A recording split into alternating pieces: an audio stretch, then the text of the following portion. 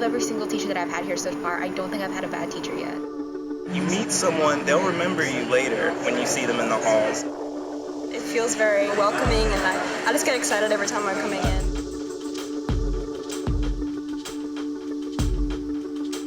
I think the outside, the vegetation could be upgraded. Maybe our front area, more landscaping, maybe some updated sculpture work.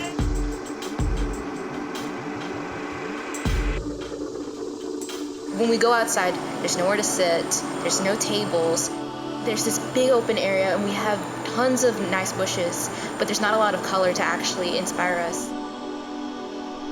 I would like people who come by the master to see that we have stuff going on in here, because we have really cool stuff being made.